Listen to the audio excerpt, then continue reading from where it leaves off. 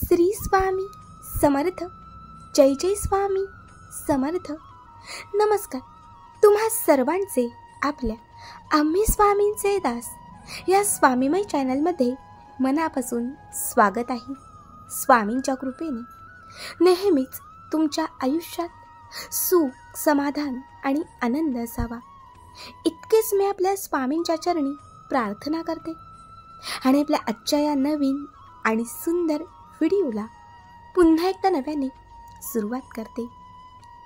भक्तांनो, आज मी तुम्हाला नांदेडमध्ये राहणाऱ्या स्वामी भक्त ताई सौ मृणाली गोखले या ताईंचा अत्यंत अद्भुत, अंगावर रोमांच उभे करणारा, स्वामींच्या अस्तित्वाची प्रचिती करून देणारा एक दिव्य अनुभव सांगणार आहे.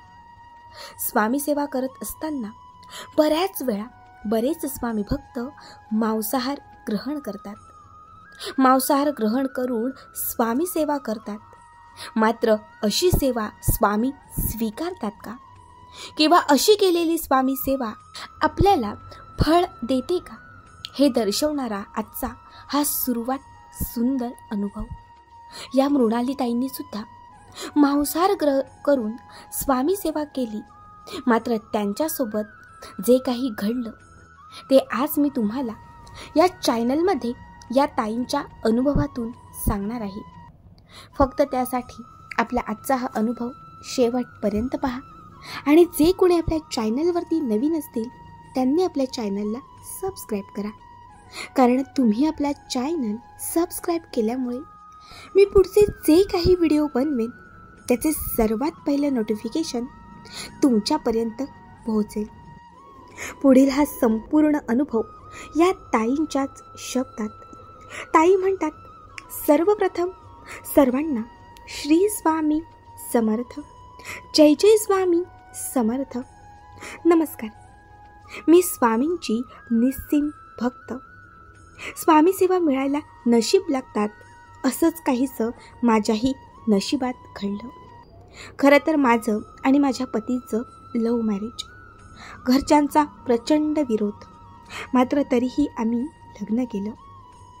लग्नानंतर माझ्या सासरी माझी सासू, सासरे आणि माझे पती हे तिघेही स्वामींचे निस्सीम भक्त होते. माझ्या घरातील पूर्ण वातावरण हे भक्तिमय होतं. मात्र माझा देवावरती विश्वास नव्हता. खरं तर मी खूप लहान होते आणि त्याचवेळी माझी मोठी बहीण ही आम्हाला सोडून या जगातून निघून गेली. आणि तिथून माझा देवावरचा विश्वास हा पूर्णपणे उडून गेला. त्यामुळे मी अजिबातच देव धर्म यातील नव्हते. मात्र लग्नानंतर माझे पती नित्यनियमाने स्वामींची सेवा करायचे. माझ्या सासूबाई प्रत्येक महिन्यातून एकदा घरामध्ये गुरुचरित्र पारायण करायचे. आणि मग त्यांचा हट्ट होता की मी सुद्धा सेवा करावी, मी सुद्धा स्वामी सेवेत यावं. मात्र माझं मन मानत नव्हतं. मी कुठलीही सेवा करण्यासाठी तयार नव्हते. यावरून बऱ्याच वेळा घरात भांडणेही व्हायची. तरीही माझा हट्ट सोडत नव्हते. शेवटी माझ्या पतीने माझ्याशी बोलणं सोडलं. आमच्या दोघांच्यात प्रचंड वाद वाढले. फक्त माझ्या पतीसाठी म्हणून मी ही सेवा करायचं ठरवलं. घरामध्ये स्वामींचा फोटो, मूर्ती दोन्हीही होते. मग मी घरामध्ये जेव्हा मला वेळ मिळेल किंवा जेव्हा मी बसलेली असायचे तेव्हा स्वामींच्या समोर माळ घेऊन अत्यंत खोटेपणानेच जप करत बसायचे. तोंडामध्ये स्वामींचं नाव नसायचं, फक्त एक एक मनी मी ओढायचे. कित्येक वेळा स्वामी सेवा करत असताना मी मांसाहार खायचे. माझ्या घरात कुणीही मांसाहार खात नसायचे. मात्र मी जातीनेच कोळी होते आणि आमच्या घरामध्ये फक्त मांसाहार असायचं. त्यामुळे मांसाहार वर्ज्य करणं मला शक्य नव्हतं. तसं सासूंनी किंवा माझ्या पतीने मला कधी आग्रही केला नाही. मात्र मांसाहार केल्यानंतर मी सगळ्यांपासून थोडं लांब राहायचं हा एक नियम होता. बऱ्याच वेळा मी ऑफिससाठी बाहेर जायचे तेव्हा येताना मी नॉनव्हेज खाऊन यायचे. आणि घरी आल्यानंतर मी हातपाय धुवून स्वामींच्या समोर तसेच बसायचे. कित्येक वेळा मी मांसाहार करून स्वामी सेवा करत असायचे. तुम्हाला सांगते, असे एक 4 ते 5 वर्ष निघून गेली. त्याच्यानंतर घरातल्या सगळ्यांचाच हट्ट होता की आता बरीच वर्ष झाली घरामध्ये लहान बाळ आलं पाहिजे. मग आम्हीसुद्धा सिरियसली मुलाचा विचार करू लागलो. मात्र बरेच डॉक्टर केले, बाबा बुवा केले, सगळं काही केले, पण मला बाळ राहत नव्हते. शेवटी माझ्या सासूबाईंनी स्वामींना नवस घेतला. स्वामी, जर माझ्या सुनेला दिवस गेले तर आम्ही अक्कलकोटला येऊ. शिवाय मी गुरुचरित्र पारायण जे महिन्यात करते ती 2 पारायणे मी पूर्ण 9 महिने करेन. असे असंख्य माझ्या सासूबाईंनी नवस घेतले. आणि तुम्हाला सांगते, बरोबर 1-1.5 महिन्यातच मी गरोदर राहिले. तरीही माझा स्वामींवर विश्वास नव्हता. काहीतरी अंधश्रद्धा आहे असे मी नेहमी सांगायचे. मात्र गरोदरपणात सुद्धा मला मांसाहार खाण्याचीच इच्छा असायची आणि मी मांसाहार खाऊनच स्वामींच्या समोर सेवा करायला बसायचे. तुम्हाला सांगते, 6 महिने निघून गेले. आता 7वा महिना लागणार होता. त्या दिवशी गुरुवार होता. सकाळीच मी मांसाहार केलं. ऑफिसमधून माझ्या मैत्रिणीने मला एका डब्यामध्ये स्पेशल माझ्या आवडीचे मटण करून आणले आणि मी ते खाल्ले. घरी संध्याकाळी 4:30 वाजता मी आले आणि अचानक माझ्या पोटात दुखू लागले. कुणाला काहीच कळेना, मलाही काहीच समजेना. अचानक मला ब्लडिंग सुरू झालं. मग माझ्या मिस्टरांनी मला इमर्जन्सी हॉस्पिटलमध्ये नेलं.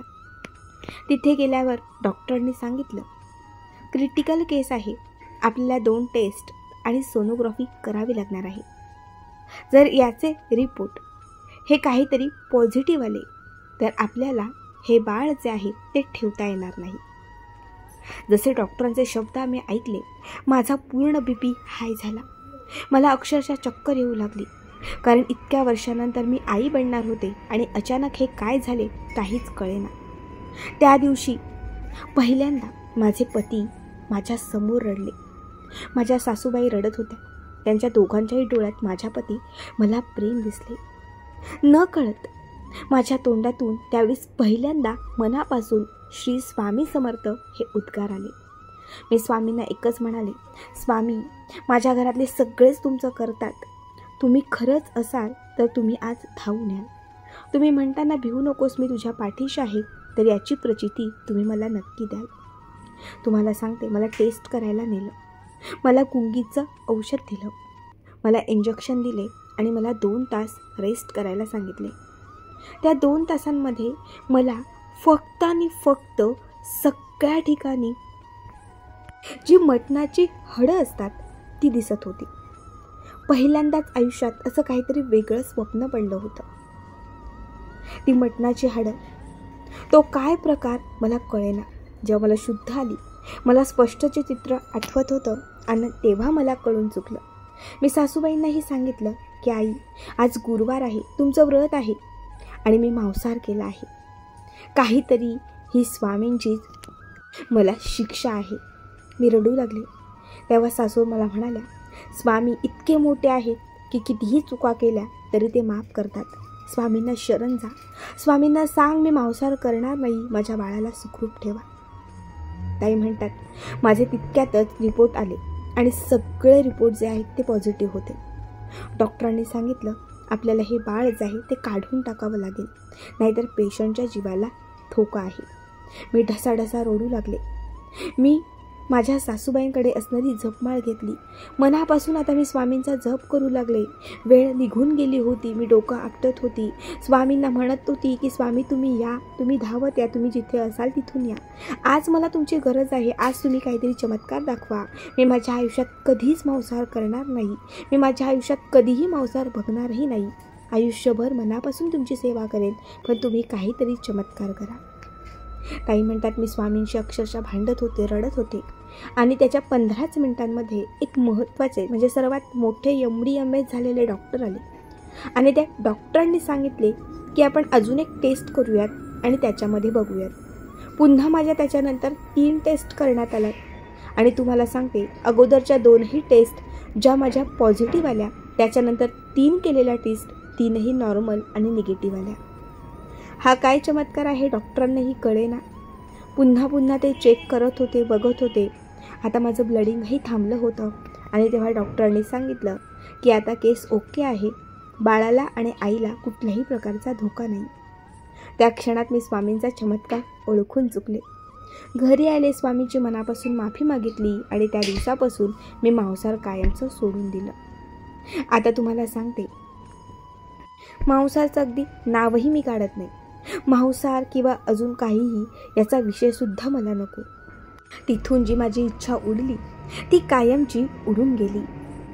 त्यानंतर बरोबर 2 महिन्यानंतर मला मुलगा झाला आणि त्याचे नाव माझ्या सासूबाईंच्या इच्छेनुसार आम्ही स्वामीय ठेवलं. खरंच माझं बाळ म्हणजे स्वामींची कृपाच. त्याला वाचवलं, स्वामींनी त्याला जीवनदान दिलं आणि माझं नशीब तारलं. खरंच मनापासून केलेली सेवा, मनापासून बोललेले शब्द हे स्वामींपर्यंत पोहोचतात हे तेव्हा मात्र आम्हाला कळून चुकलं. श्री स्वामी समर्थ. जय जय स्वामी समर्थ. भक्तांनो, बघा किती अद्भुत अनुभव, अंगावर रोमांच उभे करणारा अनुभव. तुम्हाला आजचा अनुभव कसा वाटला कमेंट करा. तुमचेही काही असे अनुभव असतील तर नक्कीच आपल्या चॅनलवरती शेअर करा. श्री स्वामी समर्थ. जय जय स्वामी समर्थ.